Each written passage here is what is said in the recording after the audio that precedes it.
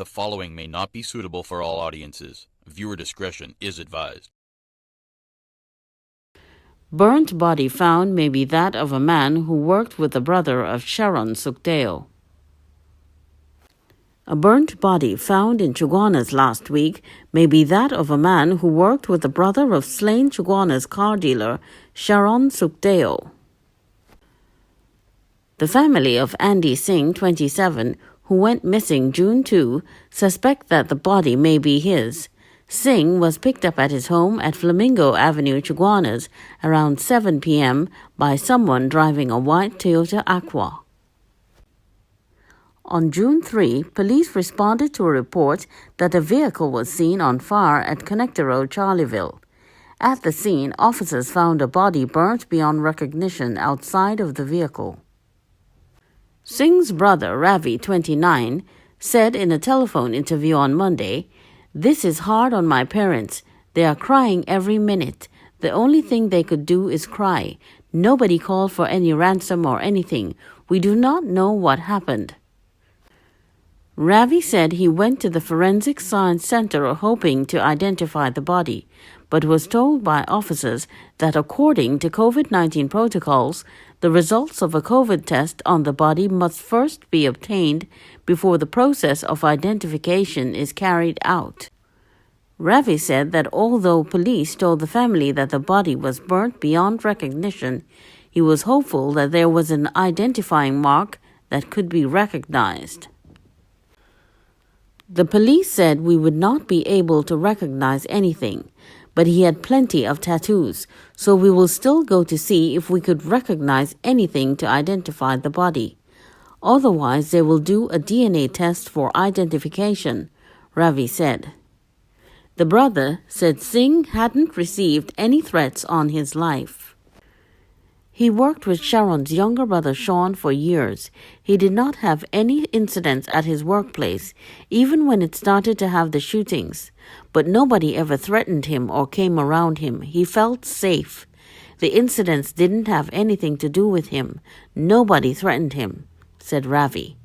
Ravi said his brother does not stay out nights, and the family did not know who picked him up. He didn't tell anyone where he was going. We realized that something was wrong when he didn't come home that night. We called the police on Thursday morning around 9 a.m. That day was a daytime curfew, so we called the police. They told us to come into the station the next morning, which is Friday. But then Thursday morning, a body was found, Ravi said.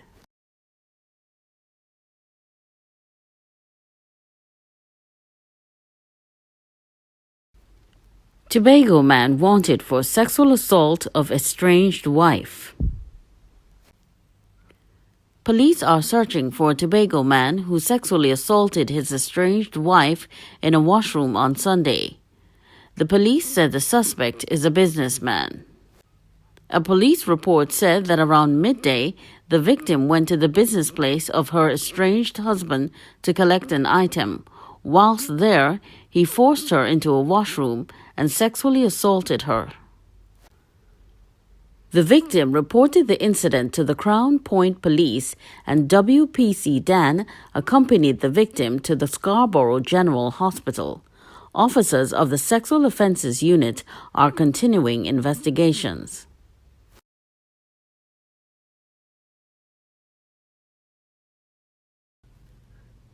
Man claims he was sexually assaulted by couple. A 22-year-old man working in a meat shop reported to the police on Saturday that he was sexually assaulted by a police officer and a woman a week ago.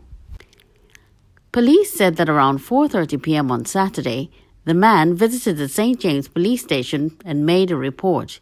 He told officers that around 4:30 p.m. on May 29, he was at his place of work in St. James when he received a phone call from a man he knows to be a police officer. He claimed that the officer told him that he needed him for a job at his business place at Area Peter Avenue, Woodbrook. The man said he agreed and was picked up by the officer in a Honda Civic in front of the KFC outlet in St. James. The man reported that the officer was a driver while there was a woman in the front passenger seat whom the officer introduced as his wife. They then drove to an address along Ariapita Avenue and all three walked in.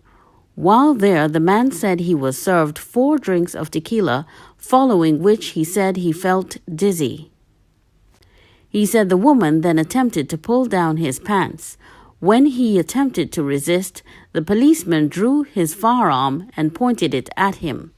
He said the woman then assaulted him, following which the police officer joined in. When they were done, the man was told to leave and $200 was handed to him. The man later claimed that he was initially ashamed to make the report, hence his delay by a week.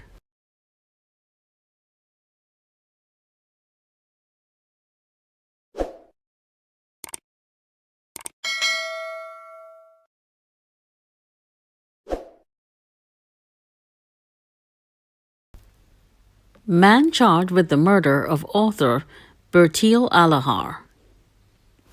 A 24-year-old man appeared virtually before a Port of Spain magistrate today, charged with the murder of 81-year-old Bertil Alahar. Emmanuel Marcel of Beetham Gardens, Port of Spain, was charged with the offence following advice received from Acting Director of Public Prosecutions, DPP, Joan Honor Paul on June 6th. According to police reports, Alahar and her husband were entering their Diamond Vale Diego Martin home on April 8th when they were approached by 2 men who announced a hold-up. The victim fell to the pavement and sustained injuries to her head and body when one of the men snatched her handbag from her. The assailants then escaped on foot. Alahar was taken to hospital for treatment and subsequently died from her injuries on April 29th. The accused was arrested by officers of the Inter-Agency Task Force on Sunday, 30th of May, 2021. Investigations were supervised by Inspectors Lynch and Jones of the Homicide Bureau of Investigations HBI Region 1 and Inspector A.G. Grant and Sergeant A.G. Brisbane of the West End Criminal Investigations Department.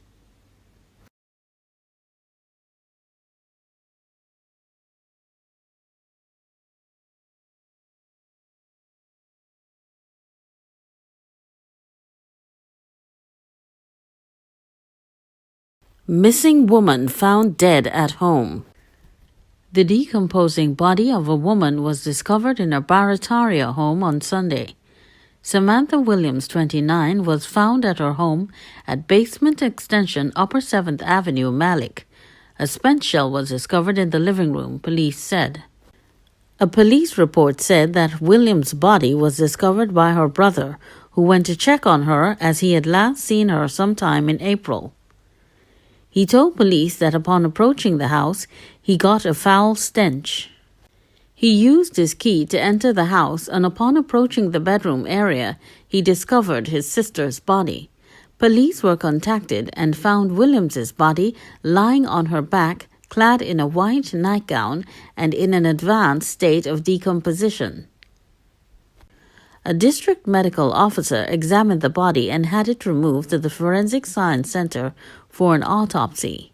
Crime scene investigators of the Northeastern Division retrieved a spent 9mm shell in the living room of the house, in front of the bedroom door. Police said there appeared to be no signs of forced entry. Responding to the scene were Corporal Hector, PCs Roberts, Badgin, Salazar, Ali, and WPCs Cooper, Solomon, and Danielle. PC Badgin is continuing investigations.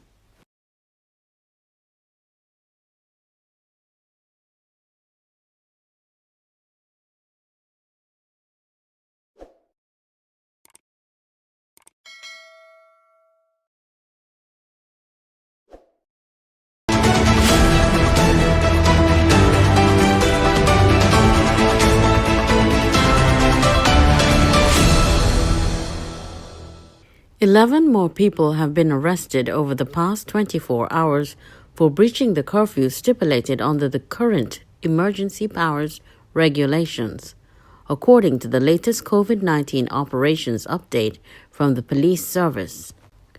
The police service says this latest group of 11 arrested persons has moved the total number of arrests for this offense to 487 persons since the state of emergency was activated in May. In its report, the TTPS also notes that another 45 persons were issued tickets for failing to wear their face mask properly or at all, moving the total number of tickets issued under this regulation to 11,752. Another 15 people were arrested over the last 24 hours for breach of the public health regulations, moving the total number of arrests for this offense to 985, even closer to the 1,000-man mark. The arrest would have been the outcome of multiple patrols and other operations the police service carried out across the country over the past 24 hours, some 459 patrols and 114 roadblocks in all during that period. Meanwhile, the COVID-19 pandemic continues to take a heavy toll on the TTPS. Some 1,015 police officers are in quarantine at present, while the total number of those who have tested positive for COVID-19 now stands at 288 police officers.